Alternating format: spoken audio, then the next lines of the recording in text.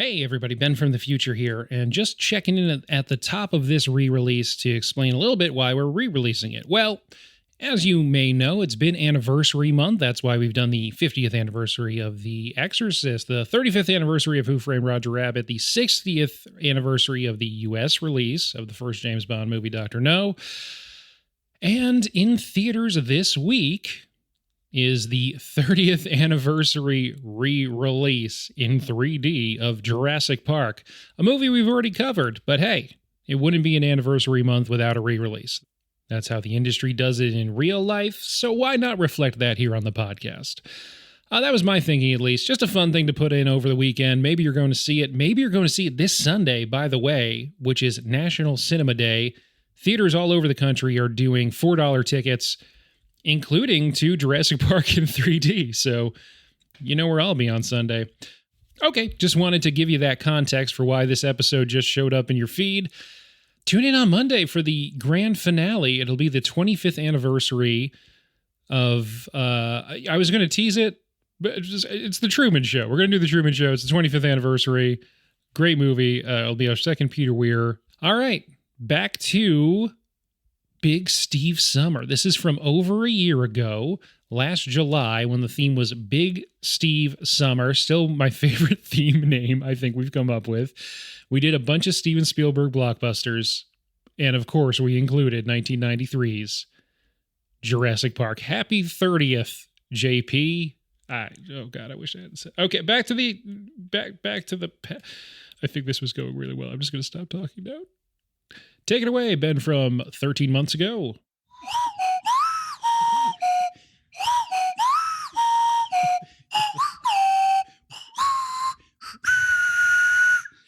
Welcome to Late to the Movies.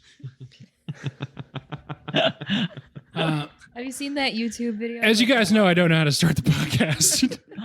But it's either going to be the fourth and final pitch-perfect rendition of a John Williams theme song, or something along the lines of, welcome to Late to the Movies, my name is Ben Holt, and this is a podcast where my friends and I get to fill in our movie blind spots.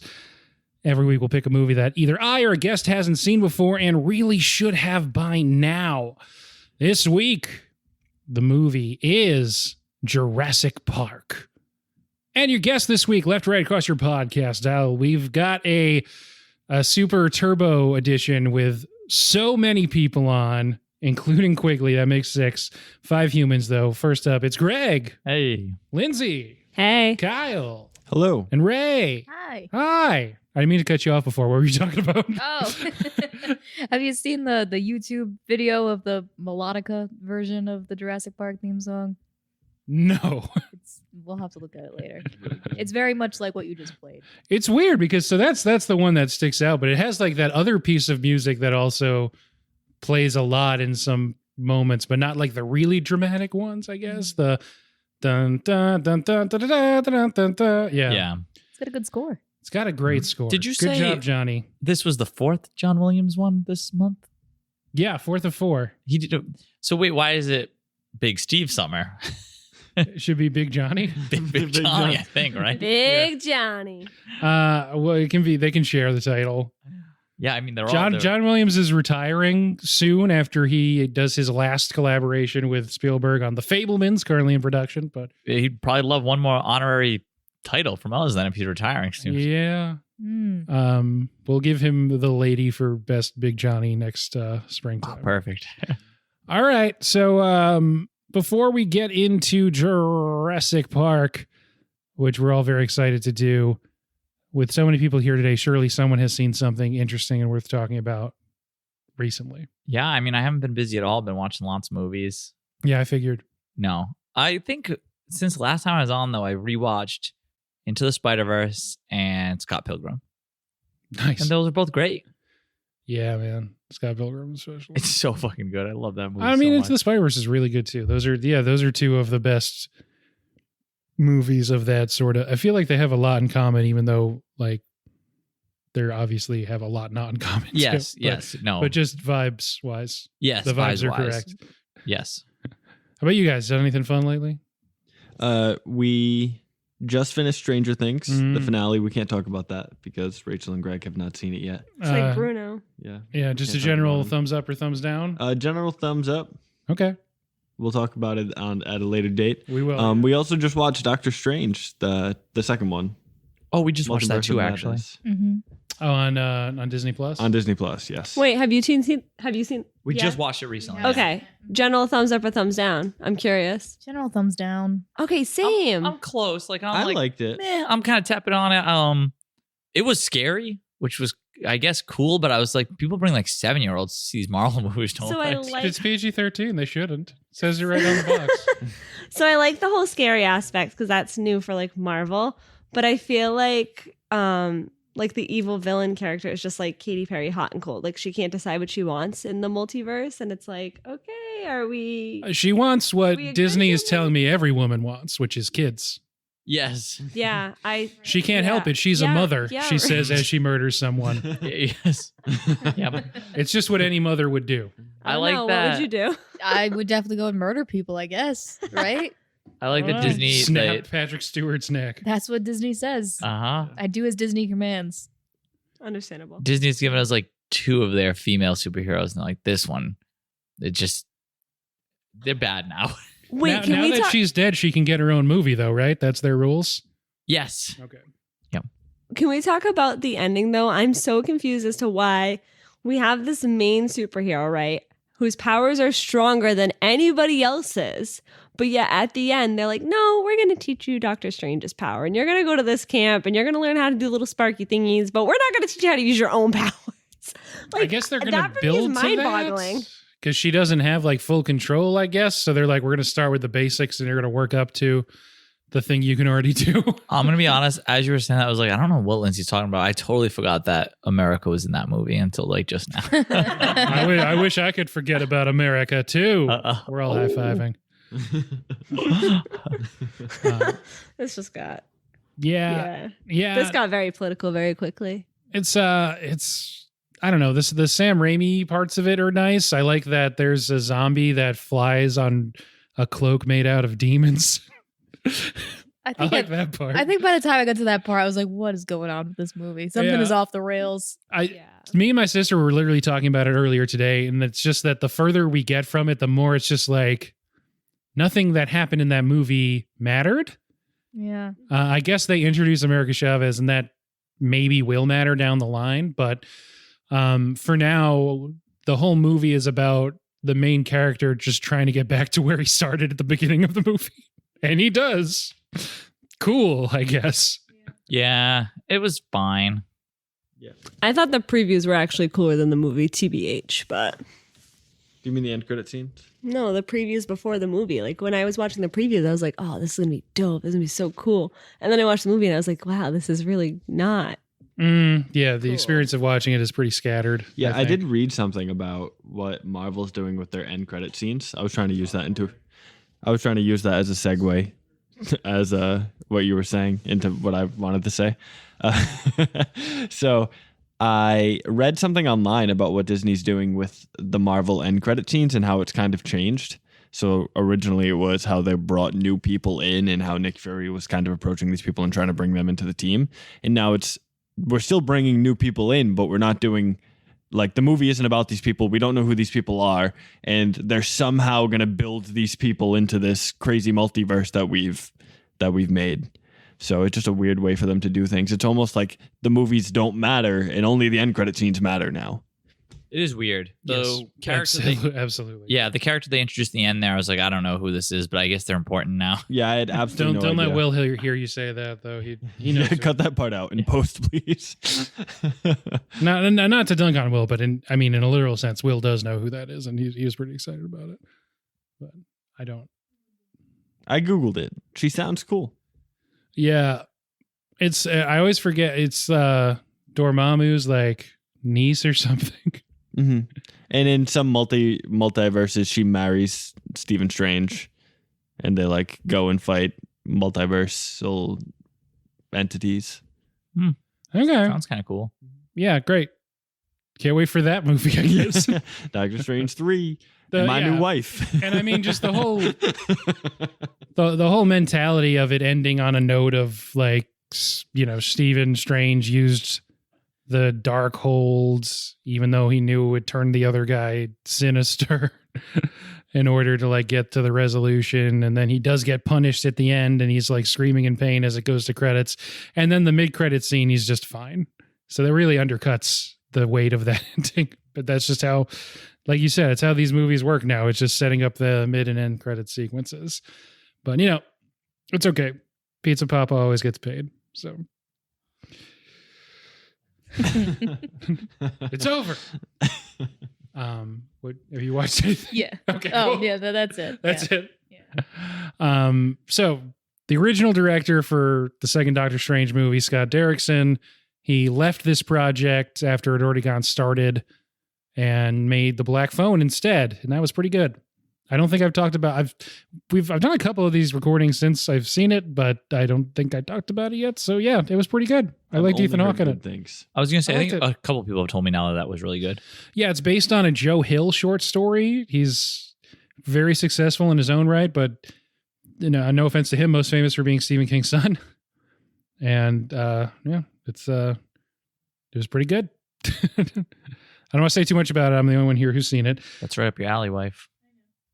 Yeah, it felt kind of King-ish, even though it was his son. Like, it's set in the 70s, and it's about kids and ghosts, and there's this like a character who you're like, oh, it's just another character, and then they're like, this character has psychic visions. And you're like, whoa, that wasn't in the trailer.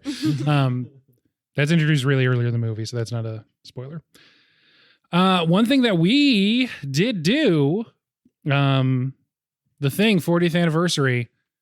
So, Oh, I forgot we saw that. yeah. That was so good. So good. There was some controversy that I saw right after we saw it that the transfer that Fathom Events had sent out was really bad. So it was like a Sunday and Wednesday thing. And the one on Wednesday, apparently they sent a nicer looking version to theaters for. But we saw it on Sunday. So I still think it looked fine. It was really exciting to see that in theaters. And I just wanted to, I guess, if anyone else cares about The Thing, there's a by the time this episode comes out, I think The Big Picture, an extremely famous and much more popular movie podcast that does not need advertising on this platform, they're apparently interviewing John Carpenter. And I think that their episode interviewing John Carpenter should already be out. So in this moment, I'm looking forward to this. When you hear this, I will have already listened to it. Wait, why did we not interview Steven Spielberg for this month? He didn't return my calls. You know that's a sore spot. I'm curious how that melodica thing you said sounds. You gotta listen to it. If you want to take a pause and listen to it, it won't let you down. It's good with the video. I forgot it's accompanied with a video. Yeah.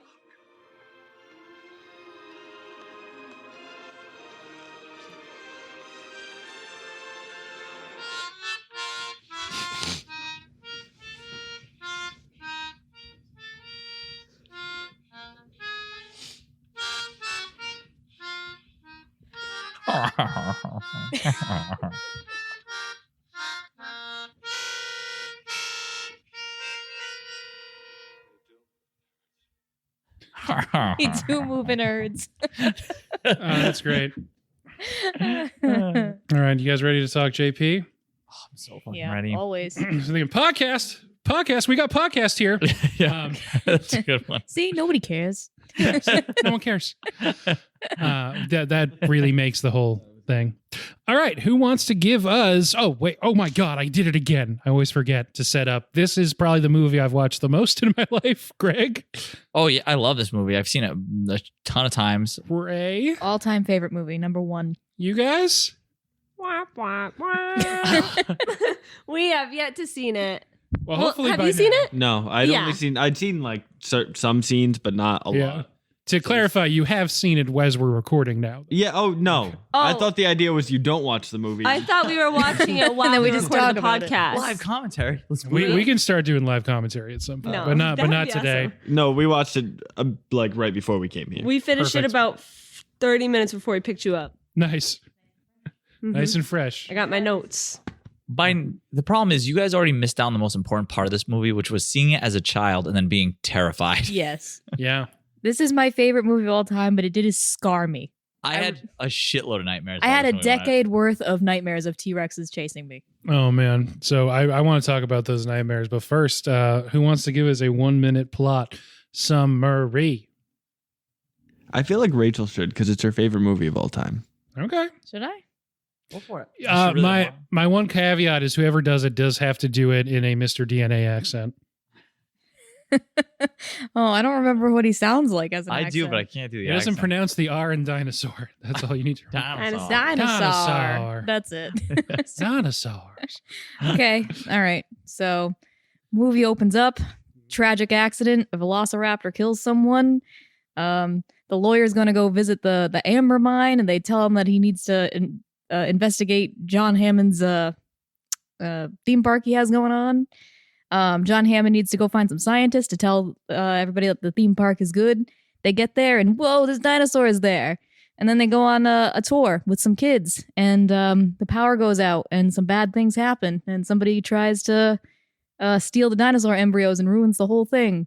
And the T-Rex comes, and then the Velociraptors come, and a bunch of people die, and then they leave, and they don't endorse the park. Yep. I bet that was under a minute. I actually didn't check this time, but it felt right.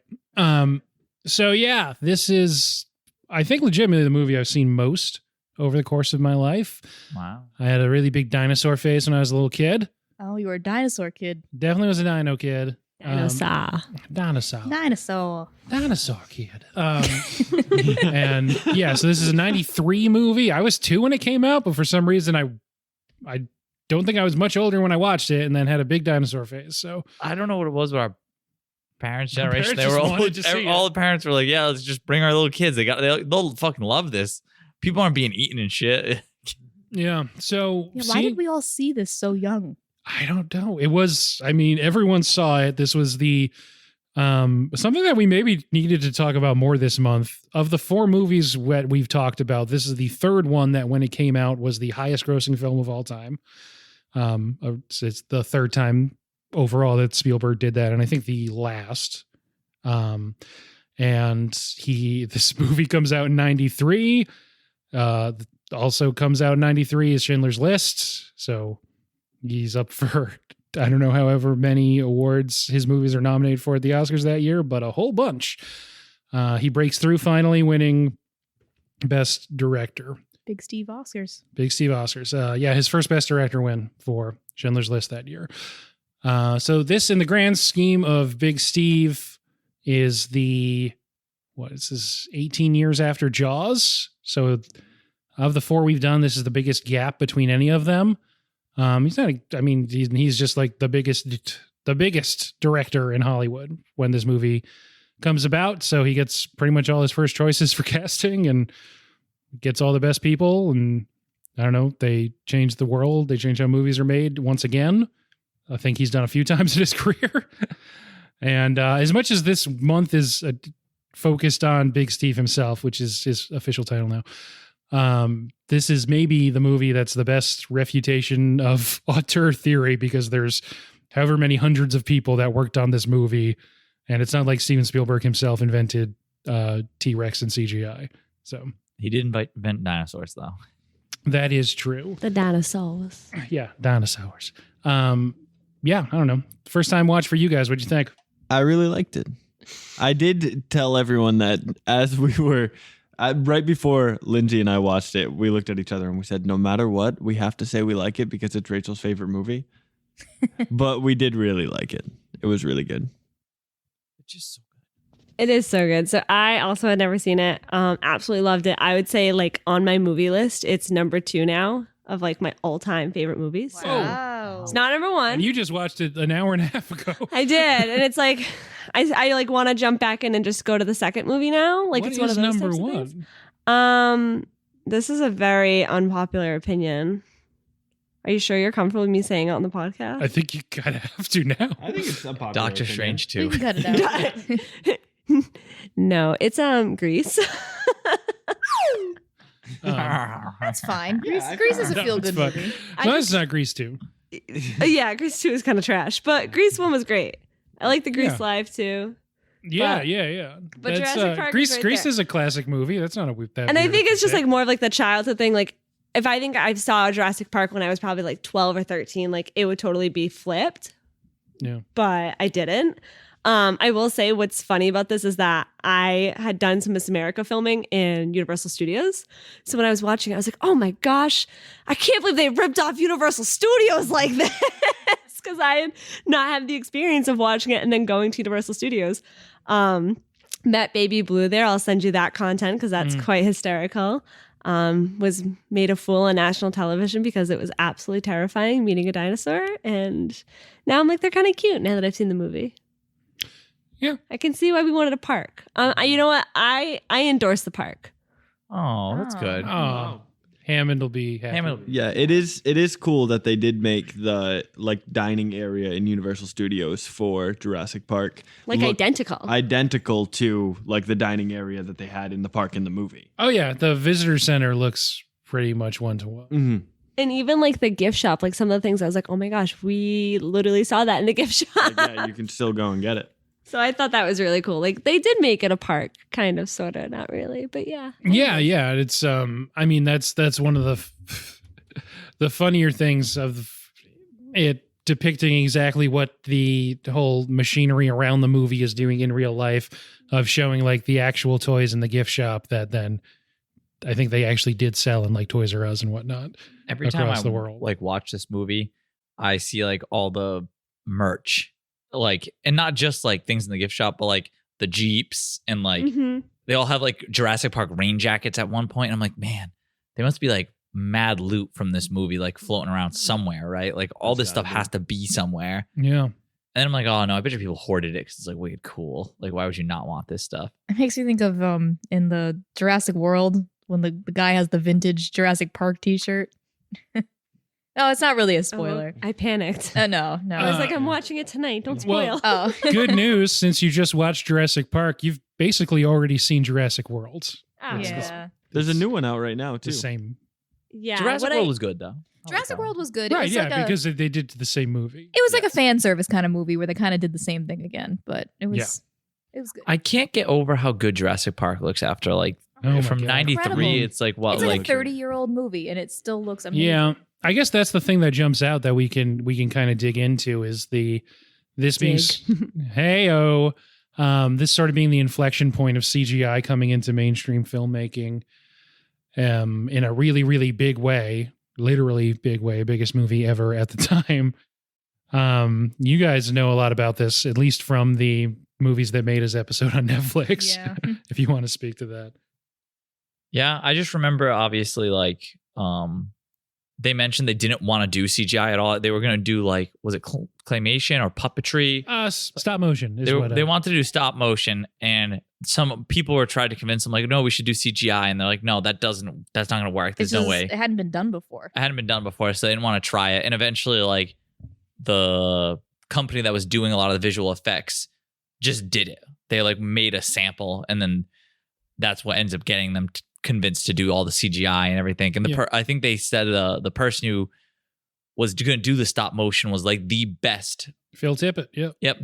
And I think he said something about like, oh, I'm like going to be out of a job. He's credited as the dinosaur supervisor. Yes. Yes. Yep. Yeah. Spielberg took the line where Grant says, I think we're out of a job. And Malcolm corrects him. Don't you mean extinct?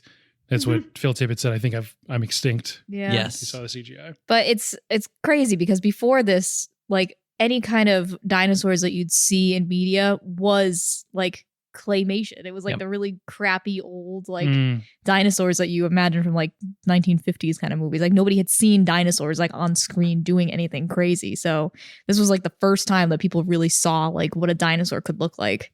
Yeah. And I think they did like a bunch of research and like advancements in paleontology for this movie to like figure out more about dinosaurs and how they moved and what they acted like and you know how they behaved. And well, I was impressed too because like as a science major, like I've studied a lot of the stuff that like was discussed here. Like I've studied a lot about embryos. I studied a lot about evolution of how did we come to be, like were we once fish, were we once dinosaurs, etc. So like to see that like the common like ideas were so well developed and so well executed in the movie. And then when you're learning it in class, I feel like they weren't like things that are that old. You know what I mean? Sorry to anybody who's born in 1993. My bad. Didn't mean to call you old. But you know what I mean? Like, it's just like, it's interesting to see like how well developed those ideas are and how much more developed they are today. Yeah. Even like, yeah, for all their research and stuff. I know you had said something like at this point, Big Steve's like the biggest name, but I think some people were saying too, like not just actors, but like people who worked on it, that they would get a call and it would be like, yeah, Big Steve wants you to work on this movie about dinosaurs. And people were like, yeah, absolutely. You know, Hell yeah. it's Big Steve, it's dinosaurs, I'm in. And people did not even need extra information. Like people didn't care about what it was, but they were like, dinosaurs, Steven Spielberg. Yep, we're good. That's I'm greenlit on this. I'm in. Yep. And just in case people are yelling at their podcast player of choice and that we haven't mentioned yet, obviously adapted from a Michael Crichton novel. The second Michael Crichton novel adapted into a movie about a park where things go wrong and the attractions start killing guests. The first being the Westworld movie from back in the day. Yeah, so we know that. You don't have to tell us. Crichton and Spielberg were actually kind of tight. So Spielberg started working on the movie before the book was even out, pretty sure. Yes. Yeah. Yep. Yes. He had just told me he was working on this book about a dinosaur park, and he was like, can I make it into a movie? He's like, well, it's not done yet, but yeah. Which is crazy. I mean, has that ever happened before? Have you read Jurassic Park? I haven't, and I know I should. I've heard it's super worth reading, even if you've seen the movie, because it's different enough and it's very good. Just knowing Crichton, I'm sure it's more science-y. I bet he gets a lot more into Currently the Amazoning gene it. stuff. Yeah, I Yeah, bet he I've gets heard a it's lot more phenomenal. into the gene and DNA stuff. I think that's the other thing too that kills me in Jurassic Park is when they're like talking about how they make the dinosaurs. I'm like, I don't know. I feel like a lot of times in like sci-fi kind of stuff, they'll just say a bunch of random like mumbo jumbo to like almost like confuse you or just like kind of like hand wave you off. Like, yeah, because 10% of our brain. yeah, like some random stuff. But in this, they like tell you this thing. I was like, wow, this seems like. I was like, why can't we just do this and make dinosaurs? It sounds like this would work. So that's actually a good jumping off place for something I did want to talk about, and you couldn't have known, but I appreciate you setting me up nonetheless. One thing that we talked about throughout Big Steve Summer is that I do want to talk about in this episode too, especially in the last episode in Jaws. I was talking about all the little things, all the kind of like moments of life and of like real characters and people behaving the way that real people would, that he sort of puts into his movies. And then also in Raiders of the Lost Ark, we talked about how elegantly there's an info dump, a big exposition scene towards the beginning of the movie. And Jurassic Park has about 5 exposition dump scenes, and they all work really well. My favorite is obviously the Mr. DNA one. But I was thinking to myself, just everything you know before they get on the helicopter to go to the island, which happens 15 minutes into the movie. Before Malcolm's even introduced, you know that the investors aren't comfortable with him because he's considered too trendy. And you're like, oh, a mathematician that's too trendy. What could this person be like? He's trendy. The first thing that anyone talks about in the movie is that someone's going through a bad divorce. And that we all hate lawyers. You know that Grant doesn't like kids, that Grant and Ellie are really into their work and can't be bribed until Hammond tells them that he's going to fund their projects, that they're more like practical about how this stuff actually should be done more than if it can be done, which obviously comes up more and more throughout the movie. We also know not to fuck with velociraptors already. You get the whole thing about velociraptors. You get the opening scene where, of course, the first of multiple black men die, and in a horrible way. Yeah, it's all sort of just like building stuff up. You don't even see a velociraptor up close or at all really until about an hour and 20 minutes into the movie. I think actually an hour and 40 minutes into the movie. Yeah, like 20 minutes before the end is the first time you actually see a velociraptor. But the first scene is a velociraptor killing someone. Yep. And even though the T-Rex is the icon, the velociraptor is like the Jaws shark of this movie. So all of this shit you know before you get there. You also know the main, I guess, villain. You also know Wayne Knight's deal. And you know that Hammond didn't pay him enough, and so he's going to try and sabotage it to get back at him. That's all in the first 15 minutes. That's before you even meet Jeff Goldblum's character, and he does that A crazy lot is laugh. happening. I it noticed the doesn't feel pacing like this it. time But- when I watched it. Right, but it doesn't feel like it. When I just don't know. It's just like magic. I just got so excited it would just cut to a different scene and then give you the little title card of where they were, and I was just like into it every time. I don't know, it's very exciting even though it's just kind of setting things up. Yeah, it's going boom, boom, boom, and you get all of that information, which is setting you up for, like I said, I think my favorite exposition dump scene of all time, which is when they're on the ride, because I love rides. I love slow moving rides that tell you things and show you real people working in a science setting. My favorite ride in Epcot is Living with the Land. And if you No did, animatronics here. if you Is this autoerotica? Autoerotica? Sorry, I just love exposition scenes, and I've been ranting. You're giving us an expedition dump. I am, much less interestingly than Steve sets it up. But yeah, anyway, It's great. it's great. I don't know. I guess I didn't leave much for conversation on that point, but I do love that Mr. DNA scene. I love it that it ends with them like busting out of the ride too, because like can they do that? can they do that? Because then it always makes me think of later on when they jump out of the car. Yeah. And he's like, I told you we need the doors to lock. And I'm just picturing like, this is like an employee who to his boss has been like for months being like, hey, the car doors need a lock. And his boss is like, no one would ever open them. They don't need a lock. He's like, no, they need a lock. And I imagine this has been going on for like 6 months, the whole time the park's getting built. And the first people who go in the car just open the door. It's like, I know it. They're terrible theme park guests. The first ride they go on, they bust it and just break out. And same thing with the stupid car. They're just like, yeah, we're just going to leave. Before they even go on the ride, Malcolm has told him that he considers it like a rape of the natural order or whatever, or the natural world or whatever he said. Speaking of when they jump out of the car and they go and see the Triceratops. That's correct. Do they ever explain why the Triceratops is sick? No, I don't think they do. No, they were trying to figure it out. That was Because the thing. then we find out that the Brachiosaurus is also sick later on in the movie. Yeah, that's true. Is it nothing ever happens from this? Like not in later movies either? No. They're just okay, the dinosaurs were all just sick. I think that was just an indication though, because earlier in the movie they said, oh, we have all the problems of an amusement park and we have all the problems of a zoo. And like as a zoologist, like one of the problems that you have in a zoo is like oftentimes like you have these animals who don't belong in these types of environments, and now you're trying to accommodate what their original environment or suitable environment would be. So it's the idea of like they're not well treating the animals and it's a bad amusement park. Yeah. That's what I thought that was a Ellie- nod to. Yeah, definitely. Like, yeah. She mentions like you don't know what any of these plants do. Like you're just picking them because what looks pretty and stuff like that. So, and she's like, these are poisonous, and like the animal can't eat this and that and that. So there's like a million things that could be making these animals sick. They would never know. Yeah. Yeah, that's what she says. Like, you can't possibly know. And it's all, then you get into the themes of hubris and man trying to control nature. That's obviously leavened throughout Jaws as well. And the other thing is too, is like the Earth was a completely different environment then than it is now, or was in 1993. So like you have to think of like what was the atmospheric pressure, what was the atmospheric oxygen level. Like it could just be the fact that like the oxygen's too potent. Like you don't know because we weren't there and we don't have that information really. To Condors. If you I was know. building a flock of condors, in Lindsay, this they were park, you just- wouldn't have anything to say. The thing is, they were too busy I still endorse like, the park. deciding whether or deciding if they could do it. They didn't stop to think if they should. Yeah. Yeah, I just, because they were so specific about the Triceratops, and the park, the person who worked at the park was like, she gets sick every 6 weeks and I don't know why. It was just, I thought it was so specific that he was like, this happens all the time and we can't figure it out, that there was some sort of reason behind it. But I guess It makes it very memorable. As we were watching this movie, I was like, I know every single scene. I know the order. And I can like tell you in detail what's going to happen. And that Triceratops, I never forget, like it gets sick X amount of time. And there's very specific like berries they want to make sure it's not eating by looking through shit.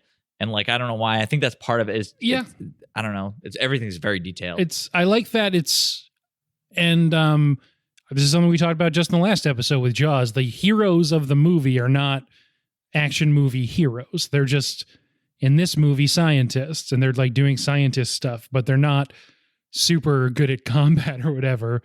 They're just making good points about like scientific process and stuff. And she's really good at like trying to diagnose this thing that, even though she's obviously never met one of these before, she's like, okay, well, here's the process for trying to figure out what's up. So this is not an AZA accredited zoo, right? There's no way. It also like, so I just sent in a quick Google search because I was curious. Yeah. So I guess that scene's a nod to the original book, that the film is, loosely based on. So in the book, it turns out that the stones that it eats are too close to the poisonous Western Indian lilac berries. So when the dinosaur replaces the stones every 6 weeks, it simultaneously accidentally picks up some of the fallen berries and is poisoned again. So that's a nod to the actual book. Oh, okay. Okay. So Good to know. I ordered the book at the same time. Answer. So come It at was me, the bro. berries. Give me 2 weeks for it to come in and read it. And come at me. I do Hell really- yeah. You knew. Hell yeah, that's great. We haven't mentioned, aside from Goldblum by name, any of the characters and actors in this movie. Oh, and Wayne Knight. So Sam Neill plays Dr. Alan Grant. Laura Dern plays Ellie Sattler, who's also, I don't know why I didn't call her a doctor. She's also a doctor. That was sexist of you. It was sexist. We just got more political. She is the best paleobotanist in the entire world. I think because so many characters call her Ellie and all the characters only call him I'm Dr. going to Grant. defend you there, Ben. That was a nod to Dr. Hammond. Not being very sexist about her. Listen, we can discuss yes, sexism in survival situations later. I really, And we really will. I love that. Well, it should be me going, being she's just like, Because yeah. in that moment, you want him to be like, because it's your fault? Or no, because you think you're a dude. And So hold Yeah. on. Can we Even all though you're go like around? really old. Can we all go around and say our favorite characters? Because I feel like that's really telling of who you are as a human. oh, yeah, absolutely. Do you want me to start? Yeah, of course. You're Grant. the creator. Grant by a mile. Oh, I don't know. This Really? is hard. Ian, easy. I think it's gotta be. Yeah. I think it's Ian. Yeah. Yeah. I'd like Ellie a It's lot. close though. Yeah, I was gonna say Ellie, Grant, both great. Samuel L. Jackson. Hold on to your butts. He is great. A line so nice he says it twice. Kyle very nicely at that point then held on to my butt. And I was like, no, your own butt. Your own. I was holding my own. Collectively, all your. I was also holding my own. Oh, okay. At the same time. Pansy. Picture that at home. All right. Mine would be Toast Timmy. Timmy. Toasted Timmy. Yeah. Solely for the purpose of the fact that he became literally human toast. Him following Dr. Grant through the cars like kills me every time. Yes. That's What- like me What car as a are you human. going in again? Whatever one you're going in. So I was talking about like the little things, and one that I've only picked up on subsequent watches is Laura Dern in the background of that scene. The like in really quick succession, not even as the subject of the shot, she makes like 3 faces in a row that are all really good. Mm-hmm. And then you see that she follows through on that because when he gets out of the other car, he turns around and the girl is there, Yep. the hacker. And she's like, yeah, Ellie said that I should ride with you. She said it'd be good it for would you. be good for you. Yeah. So- And then, Speaking of little things, one of my favorite things in the intro, when Dachshund gets out of the car, the taxi, he leaves the door open when he walks away, and you see the taxi Yes. driver get out, and he's all pissed off because he has to go close the door behind him. So Yeah. funny. For a man who's trying to keep a low profile. Yeah, with low his profile. fedora and his sunglasses. And then the other, Yeah, it gives you everything about that character in such short, efficient order. That's all you need to know. He has like 6 lines in the movie. He's in one scene, and you know that guy's an asshole before he even says anything. It's just efficient. I don't and want there's the scene where the lawyer's coming over. They have him on that little like boat, and they're dragging him in like to the amber mine. Yeah. And the 2 people there are speaking in Spanish, and I guess in Spanish they say to each other, "I bet the lawyer trips," and then he trips. Yeah. Oh my gosh. So we tried to put on subtitles for that, and we couldn't figure it out. And I was like, I want to know what they're saying. Yeah. Mm-hmm. That's so funny. I don't want to get too far away from Timmy because I did want to talk about him for a little bit. Let's talk about him. Timmy. All right. Let's talk Tim. So I understand he is a child. Talking Tim. All right. I understand he's a child. Just But climb. It is the one complaint I have about the movie is how much complaining Timmy does. You're like literally being chased by velociraptors and a T-Rex, and he's like, I don't want to do this. Like, I don't want to climb this. I'm not going to jump off this electric fence. Like, Timmy, you What's gotta that? jump, dude. What's that meme where it's like, I don't, Grandpa, I'm tired of that. Just keep digging. Like, that's like, Timmy, Oh, I don't want to do this. Just keep moving. Yeah, I don't want to climb this tree to sleep. I think he's supposed to be though, because like Yeah. Dr. Grant's not supposed to like kids, and like this is like the epitome of annoying kid. It's just like, you know, you're Yes. in a terrible situation. He the is- kid's not You literally almost just died multiple times. And he's like, you know what? I'm okay. Like, The epitome of annoying kid. But in his defense, in that scene, when he's like, I don't want to climb the tree, and his sister's like, oh, what's wrong? And he's like, you weren't in the last one. Yeah. And I'm like, okay, that's fair. We're in the car again. Yeah. So that's speaking of the little things, that's I think the most that Sam Neill gets to do is just in very small moments as he's trying to get Timmy out of the car, and he's sort of like confronting his own dislike of children to be like, well, this kid's going to die if I don't like calm him down and get him out of this car.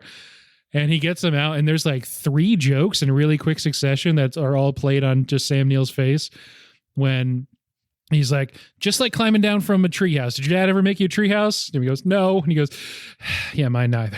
Or he goes, yeah, same. And then the car starts moving, and he kind of looks up and smiles and goes, oh no. Sam Neill's so fucking good. and even in that moment, like you literally were just attacked by a T-Rex, Timmy. And he's like, Timmy, I'm trying to help you out of the car. He's like, I just threw up. And he's like, I'm not going to tell anybody you threw up. Just get out of the car. Like, you're hanging 50 feet up in a tree. Please get out of the car. And he's like, no. Same thing with like Lex too, when she's like, I don't know, the whole time like he's trying to rescue her from the T-Rex, she's like screaming and like not cooperating. Yeah, and he's like, she's choking him. Be quiet and don't move. And she's like, Ooh, do we want to do T-Rex scene? oh yeah, it's so Which one? So good. Man, I think the that might be starting the one. best scene in not the first time they go by the paddock. That one's boring. There's no T-Rex in there. That doesn't count. So yes, the 8 to 9 minutes of, I think, maybe the best and most important 8 to 9 minutes in American cinema for real. of the last 50 years. That scene's a Um, big deal because that really is what like cemented like CGI is like a thing you can just do, was that scene. And like, That's also when the movie turns into like a creature feature horror movie for basically the rest of the run. yep, it's done super well. And it's crazy too because it still looks wicked good now. Even like obviously some of the CGI, like okay, CGI is better now, but like it doesn't The puppets are incredible. the puppets are like still, things aren't that good still. The CGI, obviously CGI is better now, but it still looks good and you still see worse CGI today. Yep. And then they just do it so well. So if you guys didn't know, if you can see the T-Rex's whole body, it's CGI. If it's only part of the T-Rex, it's a puppet.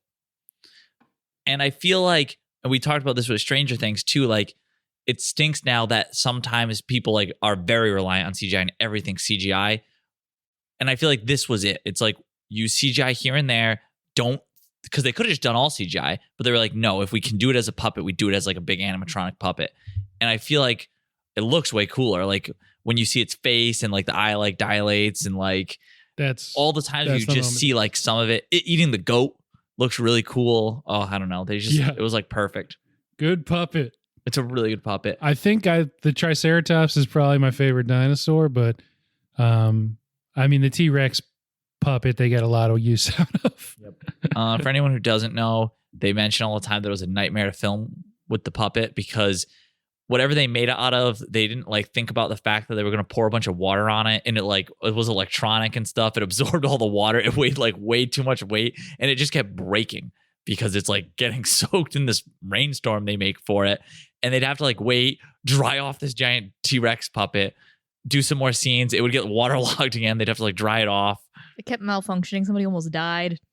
Yeah. So one thing that I mean, there's moments certainly in the 5th Jurassic Park movie, Jurassic World: Fallen Kingdom. But the main takeaway from that is its director, J.A. Bayona, actually said something that I have thought about when rewatching any of the Jurassic Park movies, and that is he thinks that the movies the main images he takes from them are eyes and teeth. And when he says that, he's talking about this scene. Mhm. It's eyes and it's teeth. And that's the practical stuff. That's not the full body CGI stuff. Although the first time it roars in the full body shot, that is, probably the moment that's why you were scarred, probably. So yes, seeing that scene for the first time, what'd you guys think? I thought all of it was really cool. I didn't know anything about the puppets. I didn't know anything about. I'm an uneducated little swine. So You don't need to. honestly, I just was like blown away. Like the fact that again, like that it was made in '93 and that it looked this good. Because I've seen some pretty bad CGI. I mean, we went to go see Shang-Chi together, and we both were like, "Okay, great CGI battle, awesome." Yeah. But like, this was a That's really the great last 20 CGI battle. minutes So of I any was like, Marvel. if Shang-Chi just ended with some dinosaurs, that'd be dope. That'd be cool. I loved it though. I thought it was awesome. Yeah, I didn't know that was like half puppet, half CGI. I thought it was just all CGI. So when they were doing that initial scene with the T-Rex and the Lex and Timmy were like under the sunroof of the car, like I thought that was all CGI. I had no idea how they did that, but that's so much cooler that it was like a puppet smashing into these kids. In that scene, Pretty the much, glass yeah. actually wasn't supposed to break. The puppet like broke the glass, so they were like kind of freaking out about it for Really? real. Yeah, Because they have their hands up. they have their hand. It was just supposed to push the glass down. They were supposed to be under it. But when it Oh, came the down second time it comes down and the like and part of it shatters. Yeah, it wasn't supposed to break. So that was real terror. Probably. I mean, yeah, even if it did what it was supposed to, it'd probably be real terror. Like, okay, we got this giant robot. Its giant mouth is just going to smash this car you guys are in. Just scream. I'm like, okay, yeah, that was not going to be hard. Also, we can't control it. Now We you can't guys were control it. super scared. Also, it weighs 3 times as much as we planned for, so we don't have any diagrams on how this will work. Sorry, go ahead. Oh, I was just saying, you guys were super scared watching it in theaters. Now imagine actually like being Timmy or Ella. And like, I know. And yeah, it's something we talked about in the last episode in Jaws that like, it's a puppet, it's a machine, but like when you're underwater and that thing's coming at you and like breaking the cage you're in, it must be really scary anyway. And the same thing for those kids or their body doubles being in the car and having that thing like, getting in there pretty much. That's got to be scary. Even if you're expecting it, and then I guess not with the glass breaking. I took a lot of notes on this scene. Did you guys know anything about this scene? I know, like, did you know anything about this movie? I know it's like a super popular movie, but I feel like at the same time, I feel like it's just super popular because it's great. It's got dinosaurs in it. Not for anything like, I don't know. I feel like there's a lot of movies that we cover on the podcast where if you haven't seen it before, you're going to know like 5 scenes in it. And I feel like this might not be one of them. Did you guys like know any? I knew that there was a dinosaur named Baby Blue from Universal, and that is all I knew. Yeah. Yeah, no, I knew like a few of the iconic scenes, like when the T-Rex is first coming and you see like the water. I was going to ask that. Yep. Yeah, and like the car chase scene where The car T-Rex chase is the like, other one, chasing. Yeah. And I think I had seen the scene where they were in the kitchen. That one's big. That one's big. I always think of, did any of you guys watch Mad Men? Mm-mm. So, Roger says to Pete, it doesn't matter. You don't know these characters. Like this older partner says to like this young up and coming guy, basically like put him in his place, and it's a marketing firm doing advertising. Like, you think you're hot shit, but like 99 cents, someone came up with that. And it wasn't always like that. Someone came up with that. It's like the best idea in marketing ever. And I think like someone came up with the image of the water cup jiggling. Like, It's so cool. that's insane. That's such an ominous image, and like the go-to thing for parodies to this day, I think still would do that. It's The objects in mirror are closer than they appear. Yeah, That and was the the car best. chase I thing. want that on yeah. a t-shirt. Mhm. That's great. The And the lawyer gets it. Did you think he was going to get it while he was taking a shit? Oh yeah, absolutely. So in the very first scene where You we gotta see go, the you gotta lawyer, go. yeah, well, in the very first scene when we see the lawyer and he's getting pulled by those guys, I immediately looked at Lindsay and said, "This guy's gonna fucking die." So this guy's not making it to the end of the movie. We paid attention to his outfit this time. I paid attention to a lot of them, but yeah, he's got like 90s shorts on that like literally go He up. does like, have them shorts. Yeah, like not even halfway But it's down. like a suit. But he's got the suit top and then like suit shoes. That's back in style. LeBron wears is, that yeah. sometimes. So another outfit that I want to bring up is Jeff Goldblum after he's attacked by the dinosaur and he's like laying on the bed Oh, yes. with the shirt out. So they sell that picture at Universal. Like you can buy that in a plaque at Universal at the Jurassic Park store. Yeah, signed. Yeah, Signed by Jeff Goldblum. It's a very popular image. It is a very popular image. So they're not on this episode, but they were on the so Sam and Bree, who were on the Raiders of the Lost Ark episode, in their house they have a pillow with that image on it. That one of their friends I hope it's a made. body pillow. Yeah, because Ooh. that wasn't the Jurassic Park episode, I had to cut out the shout. They gave a shout out to the person who they're friends with who made that, but I had to cut it out. So Greg they did showed a shout me an awesome meme I hadn't seen before yesterday. Well, it was a GIF, and it was that image of Jeff Goldblum, like with his like deep V thing going on. But they took Dr. Grant from the scene where he's on the Triceratops and the Triceratops is breathing, and they put him on his chest. And he like, goes up So and he's like going up and down like on his chest. That's awesome. It's great. I thought you were gonna say the one where he like stands up out of the Jeep and like whips his glasses off to get a better look. That would be a good I one. really like that scene, honestly. And that's I mean another one of the little things, the added motions and gestures that Spielberg has actors add, because as Sam Neill says, you wouldn't take your glasses off to get a better look at something. It doesn't make any sense, but it looks dramatic and it looks He, good. like, fumbles getting him off too. Like he's like shaking and like Yeah. he can't get his glasses off right and stuff. That always sticks out. Yeah.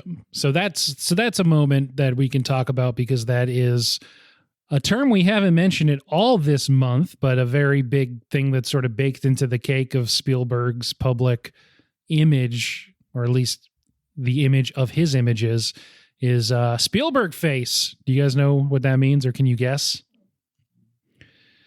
So in almost all of his movies, there's at least a few shots of someone looking at something with a mix of awe or like horror or just bewilderment. And that's like a Spielberg thing. It's in pretty much all of his movies. There's a lot of that in this one. But that's the moment that probably gets pulled out, is Grant standing up in the Jeep and taking his glasses off. And they basically go around to all the characters and they all do it. And it happens a few times in this movie that someone looks at something with a sense of wonder. I also love when Dr. Grant takes off the glasses, because I always think, I'm like, even if he is standing on like a hill and there is like a lake in front of him, there's nothing there. So Well, I mean, Hawaii is beautiful where they shot this. So they not only did they shoot in Hawaii, there was a tropical storm that hit them when they were filming, right? I think they were all like trapped there or something while they filmed this. yeah, Kathleen Kennedy had to make a deal with the guy who flew the seaplane in Raiders of the Lost Ark to fly them out.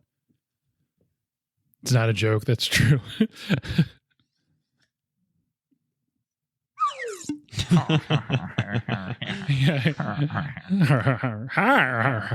The script just says So- laugh. I have a question for y'all. Yeah. Do you think?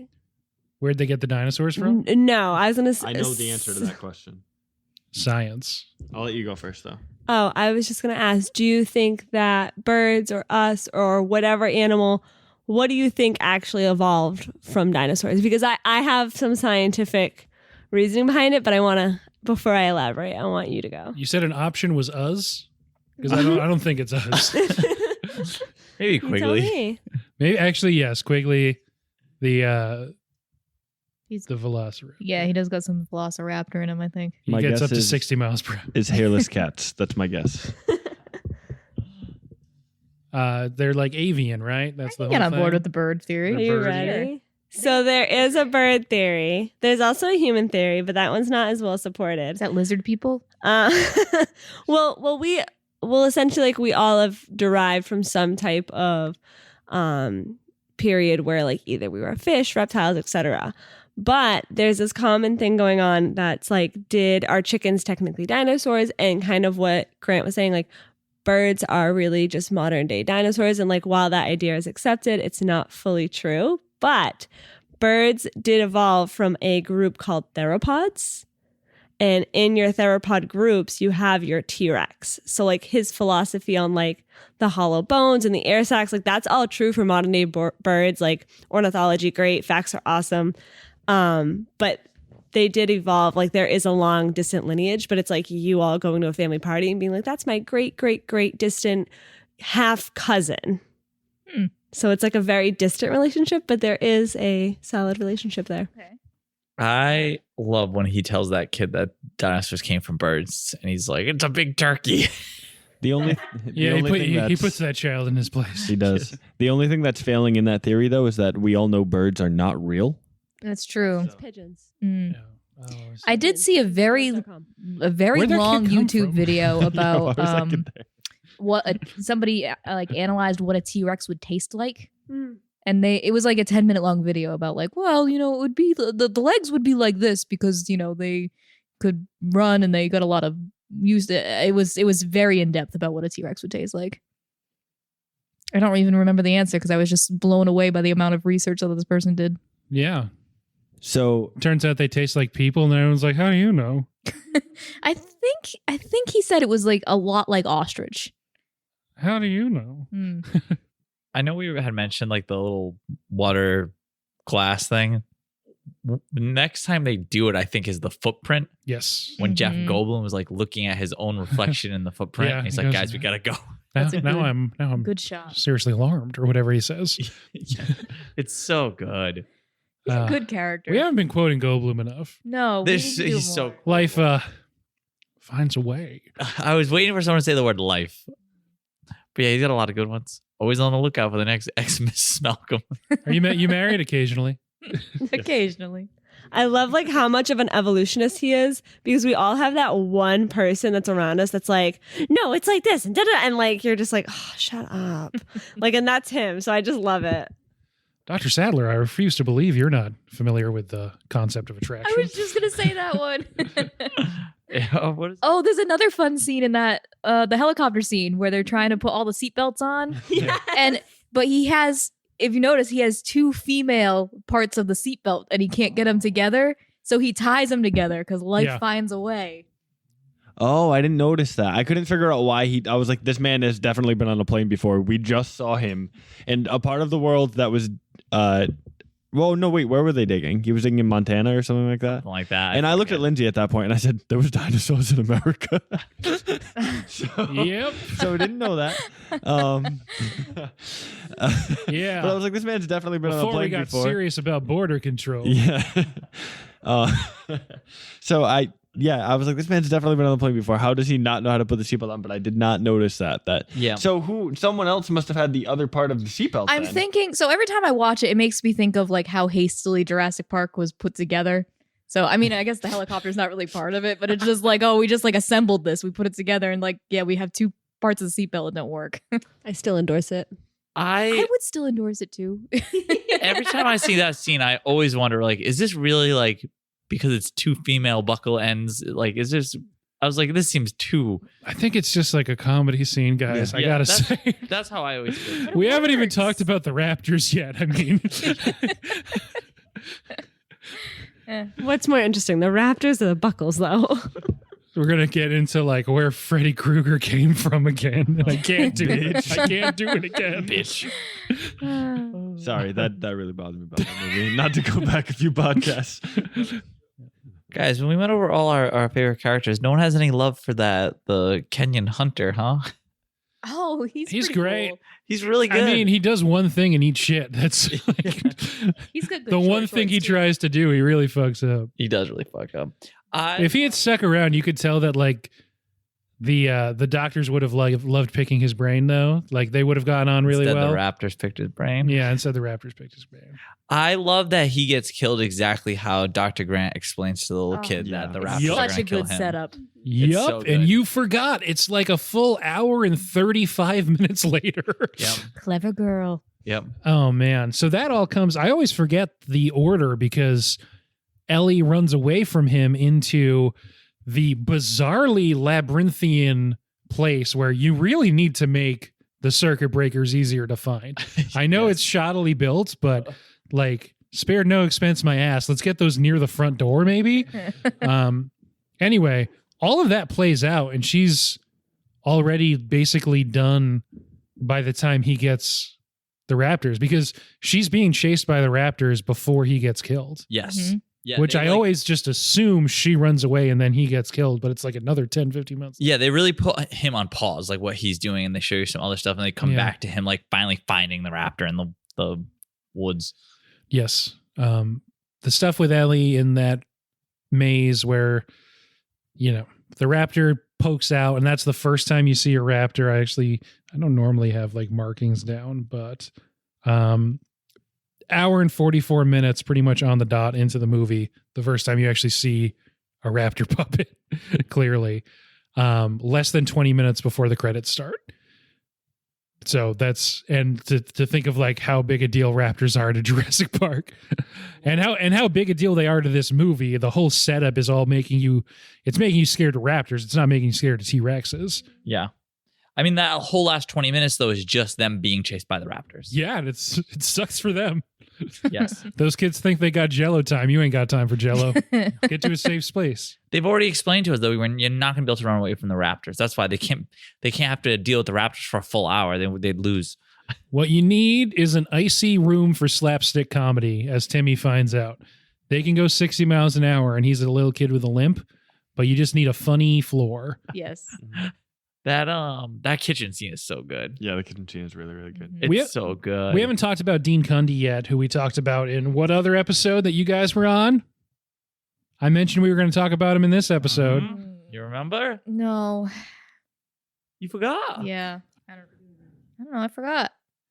Tell Well, me. Dean Ooh. Cundy works a ton with John Carpenter, including on Halloween. And this 15 years after Halloween, he does this, and he's the director of photography, so he figures out all the fucking lighting and how to shoot stuff. He's the one that Steven Spielberg makes go outside in that actual real life storm and film storm shots that they use in the movie. It was expendable. He was inexpendable. Dean Cundy is the absolute man. Yeah, that kitchen scene was great. Did you realize it was her reflection when the raptors were like running at the... No. No, I didn't until like finally their head hit. So like That's great. there was a lot of the movie actually that I literally had to like close my eyes and be like, I can't watch. Still my favorite, but my biggest fear is like now being stuck in a kitchen with a raptor and being in a car accident and then dangling from a tree and throwing up on myself. I won't tell anyone that you vomited. Thanks, Greg. You're welcome. I'll probably tell them I vomited. So accounting for raptors, Ellie closes the door to the chain link fence behind her. And when she gets back in there, of course, when she gets to the control room, they're like, you sure that raptor's like contained? She says, yeah, as long as they don't know how to open doors. Immediately snap cut to the raptor opening the door to the So good. kitchen. It's so good. So does that mean the two raptors at the end is the one from the kitchen that doesn't get locked in the freezer and the one from the maintenance Yes. That's what I maze? always Okay. assume. Yep. That's what I figured. Because the one in the freezer is still there at the end, we're assuming. That's what I assumed assumed. because he puts the pin He's in. locked. Because he puts, in the the freezer. pin in. Okay. It'll be fun for someone to find later. I don't think It seems like they just Their kind of DNA is left. frozen. Yeah. So yeah, because what's loose at that point? The raptors, I guess they're Everything except that one raptor Yeah. in the freezer. because the raptor paddock wasn't behind the main gate to Jurassic Park. So I guess maybe they're out. They're the only ones out, like messing with the visitor center for that reason. Seems like you'd probably want those behind the main gate, but I have a question about future Jurassic Park movies. okay. Does that can of Barbasol ever come back into play? No. No, you think it's gonna, right? Like the yeah. way they slowly like bury it. Yeah. It doesn't matter. because I they think that mention- means that it's buried forever. Yeah. Basically. Well, they just put such a like focus on it, but they had already mentioned earlier that it only has enough coolant for like 30 hours or something. Yeah, like okay, that. So you're it right. doesn't matter after that. So he anyway. needed, like, once he put it in, he needed to get off the island. Yes. Yep. His like whole like escape scene is really good too. Him like driving the Jeep and opening the gates and The then fact that he just drives through the pens, like crazy. I mean, I guess he does that because he knows he doesn't have enough time. yeah. I think that's the route out It's a very poorly planned park. I mean, I They guess. keep saying they spared no expense, but they're in Ford Explorers. Expense is spared. Yeah, they spared some expense. They did spare some expense. I still endorse it. That scene with him and the Dilophosaurus scared the shit out of me too when I was a kid. Yeah. I don't know which one the Dilophosaurus The one that is. goes. Oh, okay. The Wayne Knight. How does it go? Oh, again? that one scared me. But that one I knew that was going to happen just because I was like, there's no way it's just like a little, like there's going to be like a Yeah. little puffer fish guy kind of thing. There's no way that this thing's just following him for like fucking food. Yeah. Him like throwing the stick, trying to throw the stick. Stick, stupid. No wonder you're extinct. Yeah. So, if you had to guess which character in this movie was in the most Jurassic Park movies, I think technically until the new one came out. That was so of the 5 Jurassic Park movies preceding Dominion, which just came out, which of these characters is in 4 of them? Do I only get it one guess? You can guess a few times. You guys are not. They're not gonna guess it. No. Okay. yeah, okay. yeah, we're drawing this out, but it's of course Dr. Henry Wu. Yes. Henry Wu. Yep. BD Wong. BD Coming Wong. back again and again. He's in, the like, all- guy You who shows should- them the velociraptors and the eggs. If you thought that that's like a really important character, that like that's the guy who has the secrets to this going forward, that other companies are going to hire him to do this again, then you guessed right, because that's happened multiple times throughout the course of Jurassic Park and World. And it He's never not goes in wrong 3. again. Never again. He's not in 3, but he endorse it. was in all the other ones. Okay. Is he in the new one? I don't think so, Okay. according to the Jurassic Park wiki. I guess this is where I can say I haven't seen the new one I haven't seen it. Me and Ray meant to see it like a Not bunch of one. times. Recently. Me too. I heard it's mostly about locusts. I heard it's not good, but we'll Yeah, probably go I've see it heard anyway. it's really bad. Why is everyone doing the Chris Pratt holding his thing up at dinosaurs? That only worked with Blue and her friends because they'd been trained since birth. You can't just go up to a wild dinosaur and do the Chris Pratt hand thing, but everyone's doing it. Everyone's doing it, Greg. What? Ooh. Have you not seen the Everyone, trailer? right? No. Everyone. I try not to watch trailers anymore. Okay, so like in every scene in the new movie, it seems like someone's like doing that thing, you know? Oh yeah, where he puts his. the hand thing, yeah. Yeah. Which I don't like that at all. No, it's stupid. It's real dumb. But at least you could be like, okay, well, he specifically has known these specific raptors since they were hatched. Yeah. That makes sense. They're just, it's him, it's different people. There's a scene where like all the original characters that are in the new one all do it to just some random T-Rex or something. It's weird. It shouldn't work. They should all get eaten for their hubris. Yeah. but like- that's like the point, right? Yes. Get eaten for your hubris. I don't like talking about this because it reminds me about how much I don't like it. This one's still so good though. Yeah, so I thought you liked Jurassic World. I mean, I kind of did. I liked it because it was nostalgic, but I like Vincent D'Onofrio. Chris Pratt's character is a little annoying. He doesn't do the clicker training right either. He just like randomly like clicking the thing and like Yes. yeah.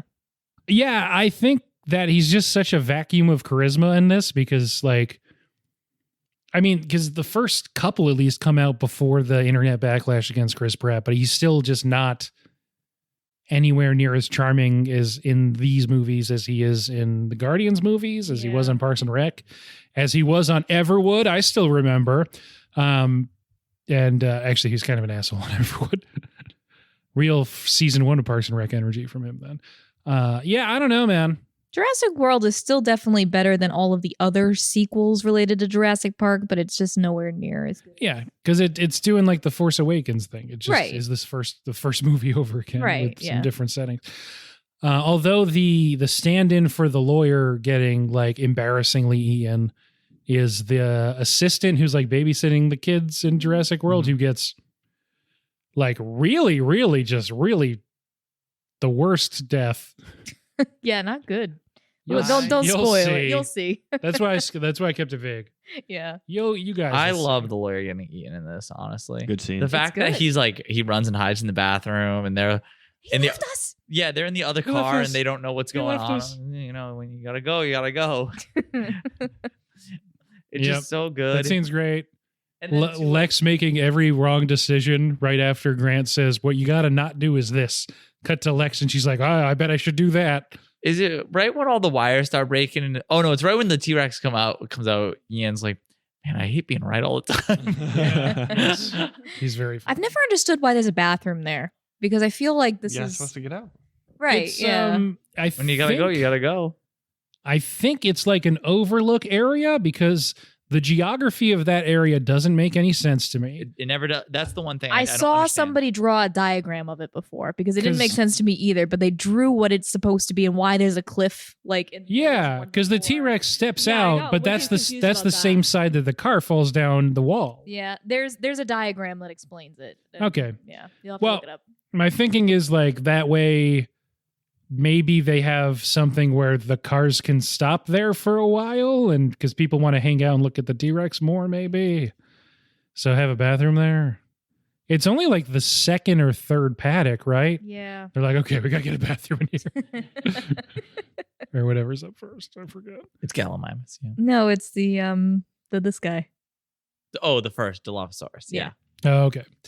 So the Dilophosaurus, did we talk about that scene too much? Just that he loses the Barbasol and the thing spits in his face. But that scene really fucked me up when I was a kid. That scene really fucked me up when I was a kid. Yeah.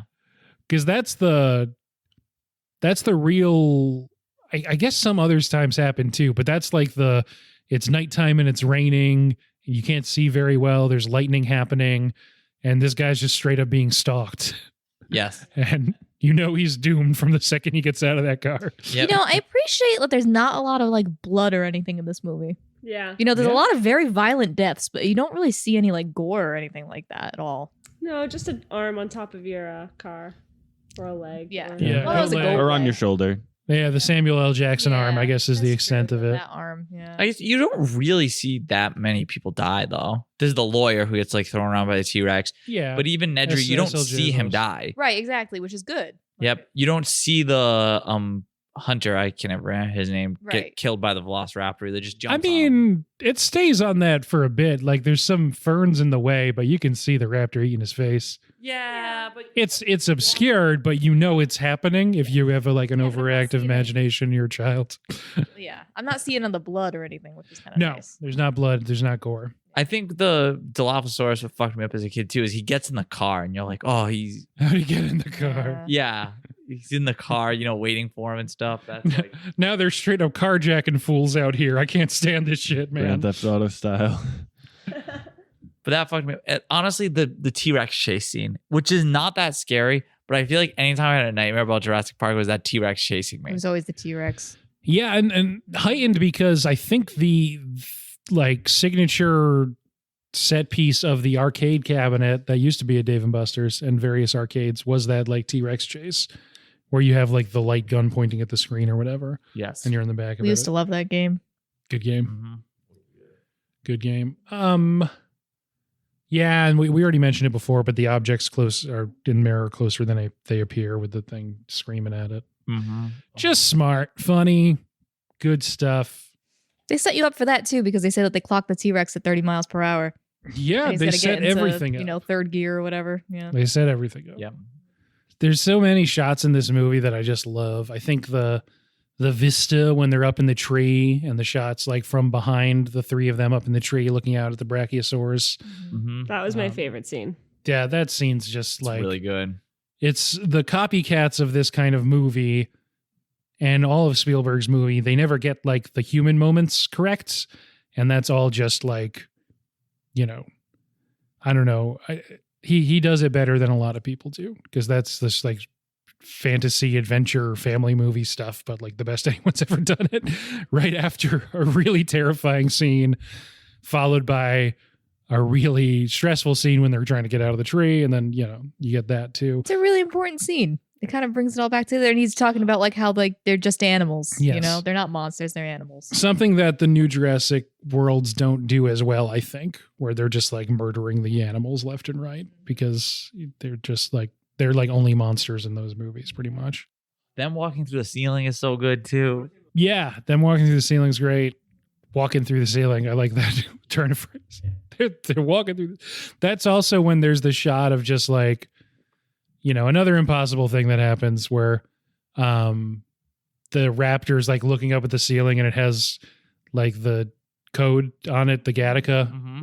gene code on it. And you're just like, well, that's not how computer screens work. That's And if it was, even if it was projecting on him, it would be backwards. Like, but it doesn't matter. It's just like a rule of cool thing. We don't care.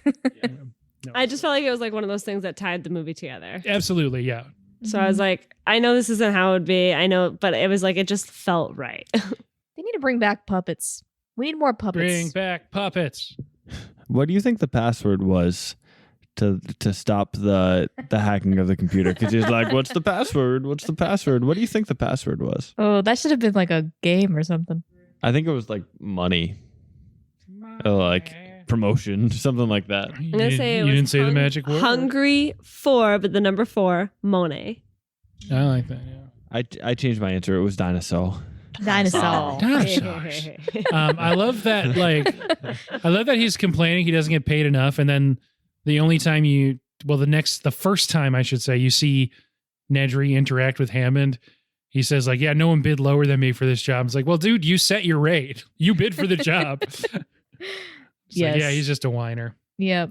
Can't be happy. Don't get cheap on me, Dotson. Spared some expense. Spared some expense. Yeah, literally the cheapest guy who did it. Who's an absolute slob who everyone hates. Spared no expense. And you had him do all the automation possible that there's only like 5 people who work here. And you have You should have more people working here. I know you wanted to wrap up, but No, when that's fine. Hammond is talking to Ellie about how he's going to do it again, and he's like, it was a mistake going so much automation. That's what made me think. But he's like, that's it. Next time we're not going to do all the automation. And she's like, what the fuck are you talking about? Dude, it's over. Yeah. You have no control. and hand me some fucking ice cream. Yeah, and then she's reaching over to eat ice cream. That's Oh, it's so good. I That's a- feel like Jurassic Park should be able to work.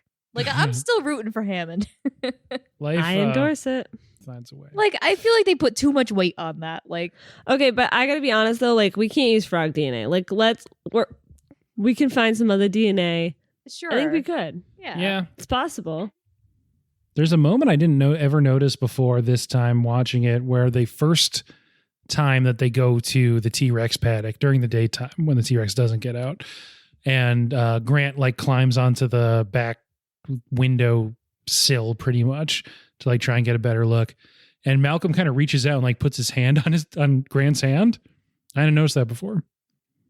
I don't know. I can't say Yeah, I didn't notice that. It's weird. Now They had look a for it next moment. time. Ian Look for it Malcolm next is time. He's kinda always like a looking weird for dude, though. the next Yeah, Malcolm. he's always looking for the next ex Mrs. Malcolm. He's such a good character. Honestly, that all the characters are really good because like there's a few that I can't remember, but for the most part, like I remember them all. They have like, you know, they give you enough about each Yeah. one of them, and like you can. Everyone has a good moment. Yeah, they're all very complete characters. Every single one of them. I always like the doctor that's already at the Triceratops when they get there, who gives a response that I have given to questions before. I didn't write it down, but if any of you remember what Ellie says to him, and then he like way too quickly when she explains something goes like, "Oh yeah, that makes sense," like something clearly like he didn't do that he was supposed to do, and like he was supposed to check but didn't. And he goes, "Oh right, yeah, totally." Yeah, he doesn't seem. Yeah, the whole park's kind of shoddy when you start looking at the seams. Well, again, 6 people work there, and you really need more than that. Because yeah, he's also like, yeah, we know they're poisonous, but they don't eat them. She goes, And "Sure?" when she says, "Are you sure?" He's like, "I'm pretty sure." Only one thing to do. He also is just Check letting the these poo. people like. That's a big it's pile of fine. shit. She's tranquilized. Like, come on, kids, come Come on, pet this kids. animal. Like, Jump on it. Like, definitely not an AZA accredited. Take some pics. take some pics. We knocked her out for Go you. lay on her belly. Go with the breasts up cool. and down. Yeah. Spared some expense with that guy. Minimum wage worker there. I don't know. Yeah, Mr. Sunglasses Mustache not pulling his weight over here. Oh, man. Well, this is, I mean, I was 2 when this came out. It was definitely the first movie I saw. Laura Dern, Jeff Goldblum, Sam Neill. We haven't talked that much about Richard Attenborough, who, of course, 10 years before this movie comes out, beat Steven Spielberg for both Best Director and Best Picture for his movie Gandhi, which was the same year that E.T. was up for those things. And E.T. was the odds-on favorite, and Richard Attenborough upset him. And 10 years later, Spielberg got his revenge, I guess, by casting him as like a megalomaniac kind of guy.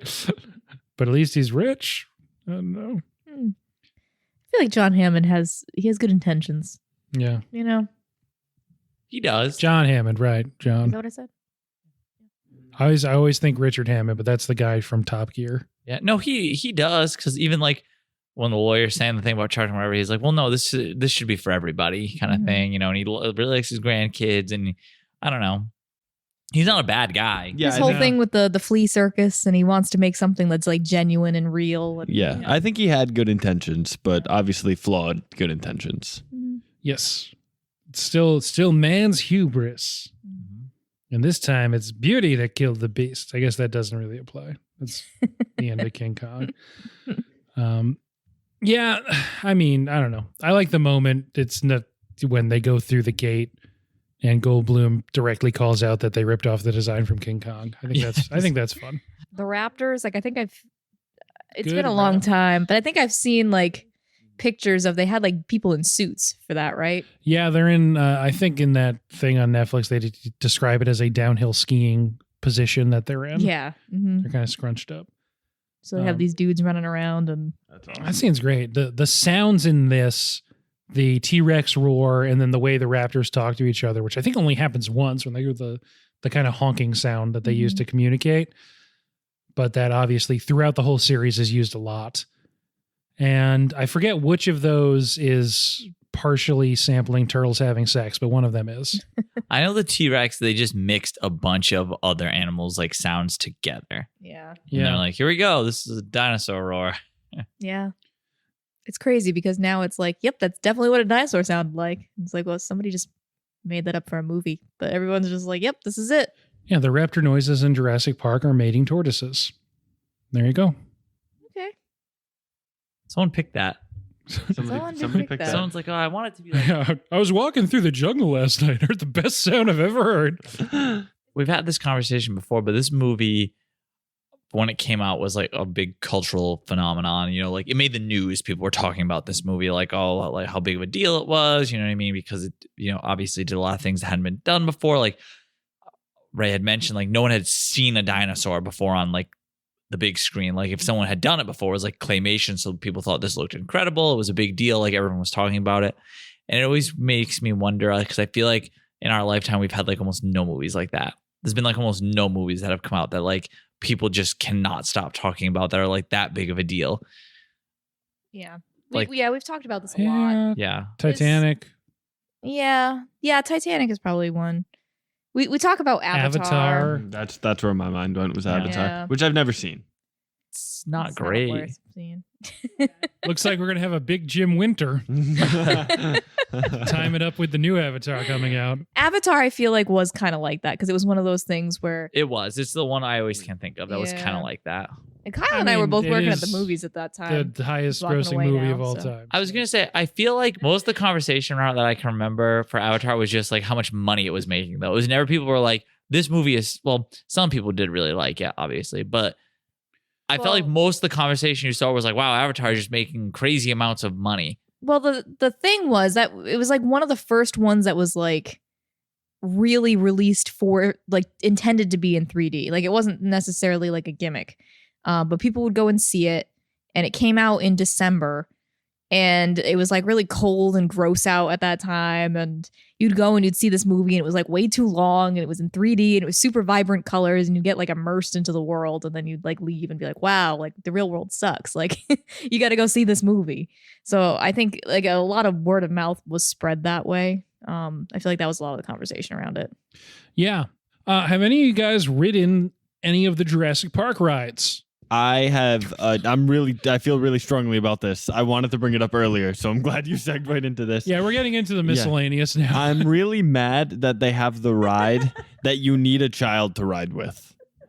What? So there's That's a there's a pterodactyl ride, and it's a It two-seater. was not the ride I was thinking of. But yes, that's correct. You And need there's a kid to ride it. pterodactyl ride, and you need a child to ride with. They will not let 2 adults ride this ride, and I don't know why. And I'm really angry about it. And I It really wanna scares ride the it. Stop taking the pterodons. mic from me. I have a Scares the If you've pterodons. seen this ride, you would not put 2 grown adults on it because it looks like the chair would just plummet to the ground. It's like a kiddie ride that they allow adults on if the kid is too scared to ride. Yeah, because it's like 80 feet in the air. It's It like is pretty. not 80 feet in the air. It absolutely is. Maybe 25. Oh my god, no. But way. we thought, right? So we were sitting in Universal and Kyle was like, I'm so mad. And I just leaned over and I was like, we'll just find a kid to ride with us. Yeah, Like, I have a kid you could have borrowed. yeah, your kid's fake. So, but could you imagine like us in Universal being like, hey, little kid, you want to go on the Yeah, pterodactyl ride? you get kicked out for that. I'm just imagining Kyle like throwing a fit like at the front of the thing because they won't let him on the kid ride. Grown This is the kid. ride. Are you fucking It's like- serious? You're gonna It's let like me a go this 3-year-old sitting by. ride? Yeah, I want to Like, ride why that can't ride. 2 adults ride this? Yeah, I want to ride it. I want Universal. Let It me on looks that like ride. It looks like a swing. It is. It's like Look a at the giant size swing. of that. It like takes you over the park. It looks nice and scenic, and I want to go on it. Yeah, it does look Not the scenic. roller coaster or any of the other rides in Jurassic Park. He wants to go on the kiddie ride. I think I did go on that ride as a child, How was it? but I think it was good. Yeah, It's everything exactly. I you wouldn't wish it know, would've right? been. I'm sorry. I wouldn't know. Thanks for segueing. It was a into life changing this. experience, really. Yeah.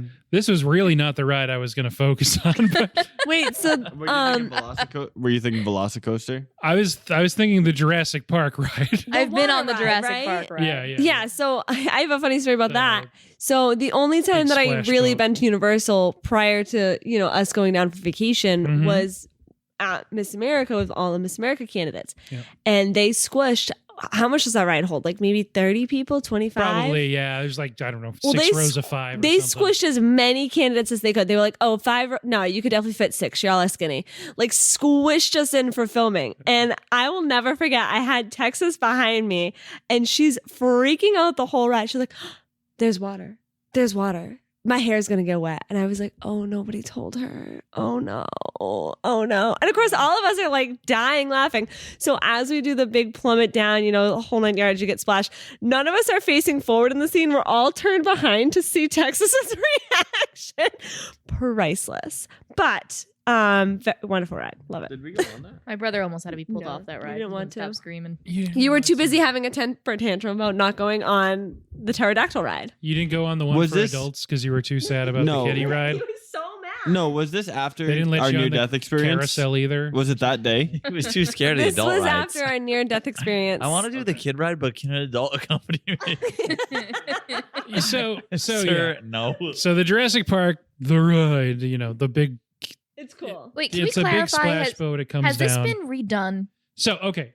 Yes. in Because I LA. went like in the 90s. Yeah, it has. I mean, it's been refurbished, but not rethemed in Orlando. But in the Hollywood Universal, it's been rethemed to Jurassic World. Okay. I So, feel like I've like, seen, Chris like, Pratt's things on on- there, like, you're gonna get wet, buddy, or whatever he says. I don't know. Look out Texas for will. dinosaurs. I haven't ridden Texas would have liked that warning. it. Yeah. And then yeah. Anyway, so that one is Jurassic World themed. There is also a newer Jurassic Park ride that opened in, I think, the newest Universal Park in Shanghai or something. That looks amazing. I would look up a ride through of it. It actually somewhat recreates convincingly the scene where you're in a vehicle and you're facing backwards and a T-Rex is chasing you. Oh. And it actually like looks pretty good.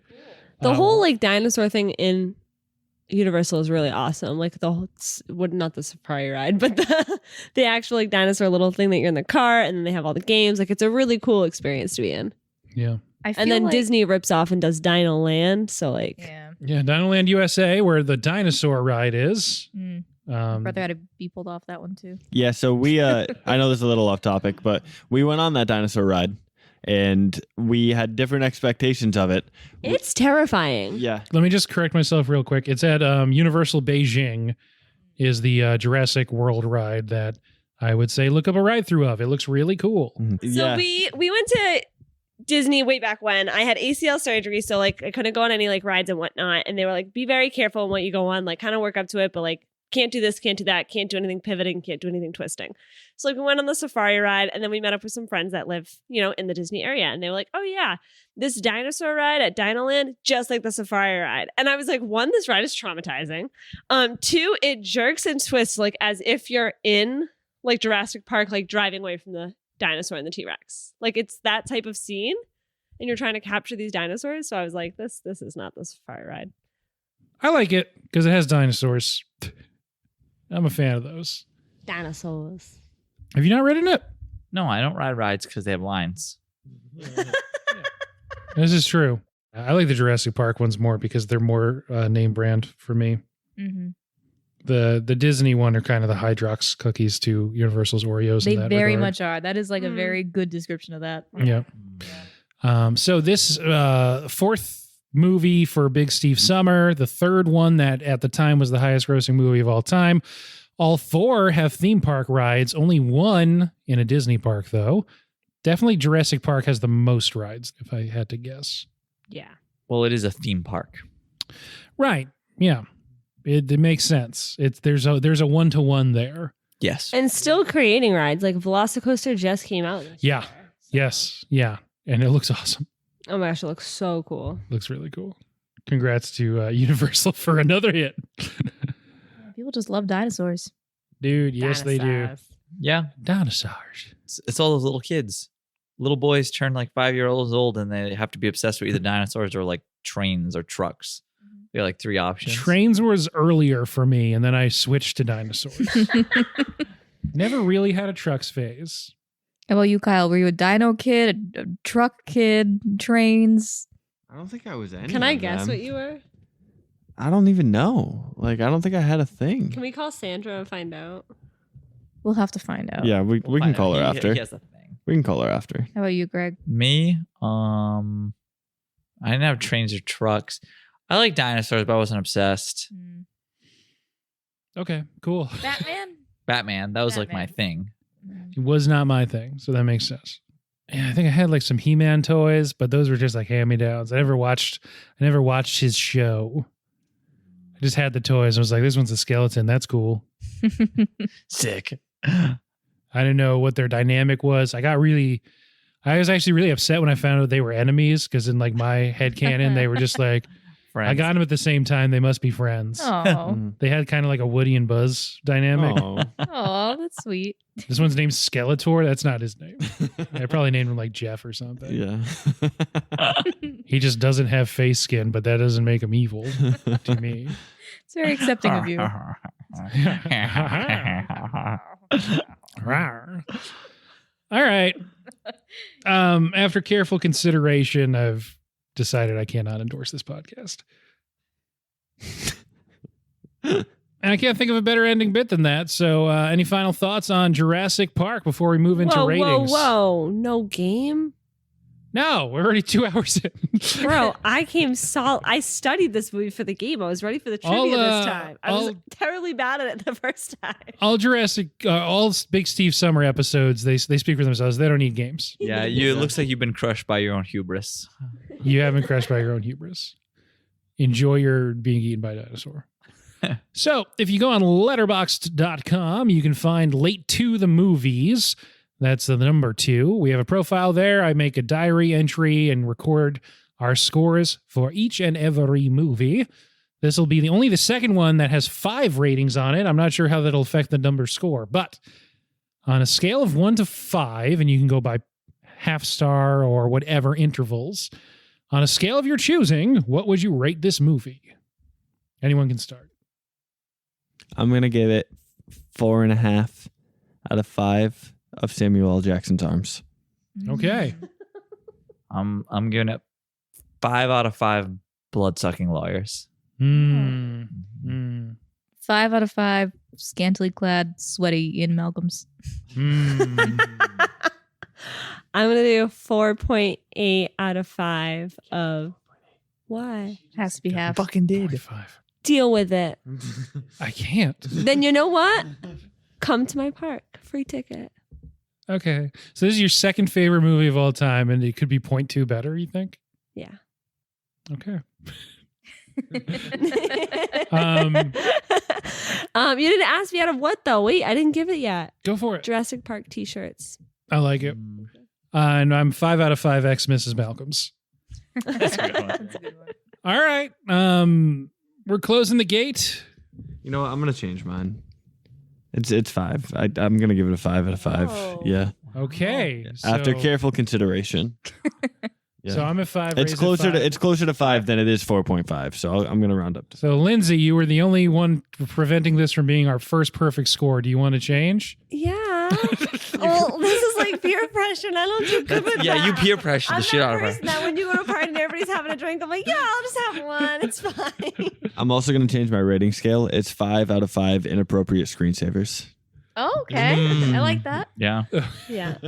Mine will be 5 out of 5, but I'll keep it in the sake of my t-shirt, despite you guys can't see it at home, of Jurassic Park t-shirts. That's a perfect score. That is legitimately our first perfect score. It's a So- perfect Samuel movie. Jackson's arm is going to be mad at you, though, Kyle. Yeah, it's fine though. It's easier to figure out. I was going to ask you above or below the elbow for the half point, but anyway. It's so good, this movie. It's a perfect I movie. can't believe this movie's 30 years old almost. And it's like looks You know this what would good. make it 0.2 better? A musical version. I don't know that the dinosaurs can sing. The fact that the T-Rex does not have a singing musical number like really pisses me It's already off. scored by John Williams. Has its own solo with a monologue. Like, I'm Yeah. meeting people. Why? I've started watching. I'm not extinct anymore. Welcome back. I've been watching Fosse movies because Blank Check's doing Fosse now, so I'm just picturing the T-Rex doing jazz hands. Little jazz hands. Yeah, just I can see this Velociraptors though. have a There's like tap definitely solo. like a John Hammond like song about him like coming to terms with like that he's wrong and yeah. I can picture a whole song and dance about them chanting, bringing him to the car as the T-Rex is like approaching. Right The Mr. DNA sequence, you can just make that a musical number pretty easily. sure. Yeah, this did not mention much. Absolutely. Yeah. Let's copyright this real quick. So Big Steve can't take this away from us. On the helicopter ride over, there's a whole thing where Malcolm's beatboxing using his weird laugh cadence. And it's all about chaos. It's all about it. All about chaos. Yeah. The only thing predictable is unpredictability, or whatever. Okay. Clearly, we need to end this. If you want to follow us on Instagram, I'm not going to stop you. That's Instagram.com or the Instagram app on your smartphone. And you can search for Late to the Movies _podcast. That's the number 2. Also, late to the movies @gmail.com if you want to send Noah a fun email. Doesn't even have to be about the podcast. If you put a question in there, we'll answer it. But you can just say hi to Noah. Is that the number 2 in the email as well? That is correct. The TeePublic. We have a TeePublic storefront. You can buy a shirt. One of them has Greg's face on it. I don't even think he's bought one. But you have. If you're listening, just based on the number that these are selling, you've probably bought one. They also have magnets and cups and hats. Actually, they don't have hats. If they had hats, you would have seen me wearing a hat by now. I gotta find a hat place. What else? Podbeans. Podbeans. Yeah, you can get us, rate, review us, follow, score, thumbs up us on Spotify, Stitcher, Apple Podcasts, Podbeans. You can just Google it and press play. I've been enjoying saying that one recently. That's technically Google Podcasts, but literally you can do it in a browser. It just comes right up. That's right. If you really love us, you can endorse us. That's right. Yeah. You could carefully consider it and then decide if you're going to endorse us or not. It would really help us calm down the investors. It would help us come down. I really hope you get a Which is just notification me, I guess. that Velociraptors is following you now. I hope so. We can only hope. So this is the end of Big Steve Summer. My ranking for these movies goes Jaws, Jurassic Park, Raiders of the Lost Ark, E.T. But I will say E.T. rose in my estimation this time around. And all of them are 1A through 1D. If I went outside of this for Spielberg, I'll just say Catch Me If You Can's higher than you think it would be. Okay. And yeah, that's pretty much it. Thanks for being on, guys. Thanks. Thanks. Bye. Bye.